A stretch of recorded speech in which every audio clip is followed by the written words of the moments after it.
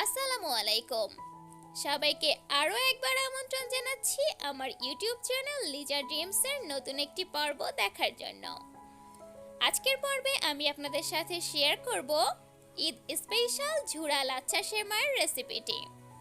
ঝুরা লাচ্ছা সেমাই, এই সেমাইটা সাধারণত রাজশাহী অঞ্চলের একটা জনপ্রিয় খাবার। রাজশাহী এবং তার আশেপাশের অঞ্চলেই কিন্তু লাচ্ছা সেমাইটাকে এইভাবে খাওয়া হয়ে থাকে।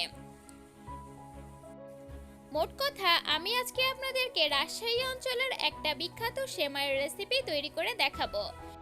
রেসিপিটি জানার জন্য ভিডিওটি না টেনে সম্পূর্ণ ভিডিওতে সাথেই থাকুন।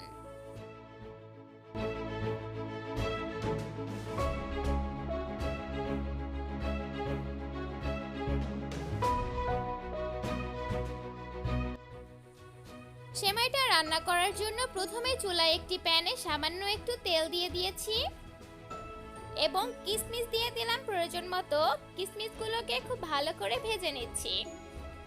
কিশমিশগুলোকে ভেজে নেওয়ার সময় চুলার হিটটাকে কিন্তু লোতে রাখতে হবে, তা না হলে কিশমিশগুলো পুড়ে যাবে। এখন দিয়ে দিলাম সামান্য একটু পেস্তা বাদাম এবং কাঠবাদাম। এখন বাদাম এবং কিশমিশগুলোকে ভেজে নিতে হবে। চাইলে এখানে পেস্তা বাদামও ব্যবহার করা যাবে। বাদাম এবং কিশমিশগুলোকে খুব সুন্দর করে ভেজে নিয়ে তুলে নিচ্ছি। বাদাম এবং কিশমিশগুলোকে তুলে নেওয়ার পরে একই প্যানে এখন আমি লাচ্ছা সেমাইগুলো দিয়ে দেব। এখানে আমি 1 প্যাকেট সেমাই নিয়েছি। এখন এই সেমাইগুলোকে খুব ভালো করে ভেজে নিতে হবে। সেমাইগুলো যেহেতু ভাজার সময় খুব তাড়াতাড়ি পুড়ে যায়, এই জন্য চুলার হিটটাকে কিন্তু একেবারেই লোতে রাখতে হবে এবং খুব সাবধানে সেমাইগুলোকে ভাজতে হবে। আমি এখানে সেমাইগুলোকে তেল দিয়ে ভেজে নিয়েছি, চাইলে আপনারা ঘি দিয়েও ভেজে নিতে পারেন। সেমাইগুলোকে সামান্য একটু ভেজে নেওয়ার পরে দিয়ে দিচ্ছি প্রয়োজন মতো চিনি। আমি এখানে 1 কাপ পরিমাণে চিনি ব্যবহার করেছি। আপনারা নিজেদের টেস্ট অনুযায়ী চিনিটা কম বেশি করে দেবেন। যদি মিষ্টি বেশি খেতে চান সেক্ষেত্রে চিনিটা বাড়িয়ে দিতে হবে।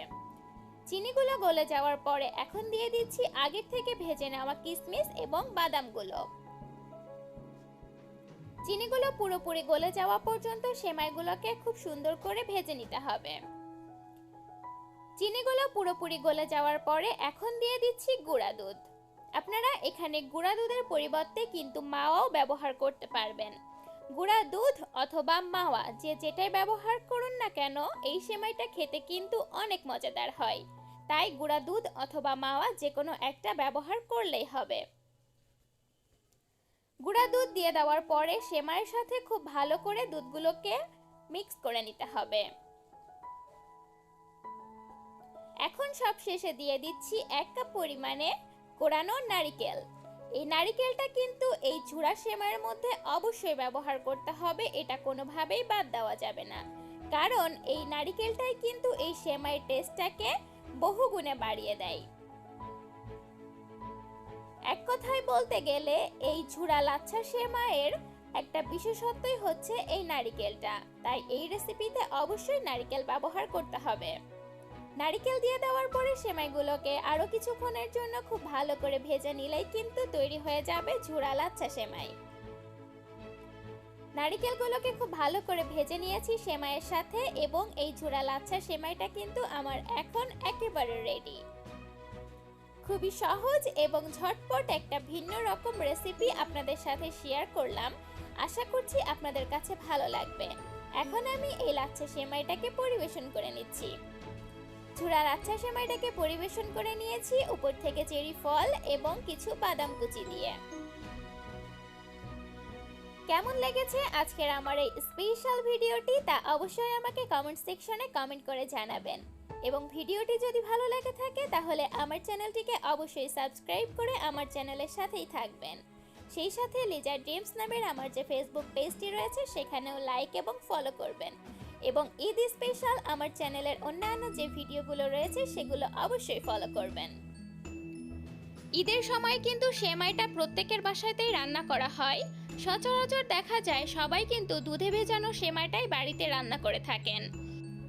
তাই কেউ যদি মনে করেন টেস্টটা একটু চেঞ্জ করবেন তাহলে কিন্তু ভিন্নধর্মী এই সেমাইয়ের রেসিপিটা অবশ্যই বাসায় ট্রাই করতেই পারেন।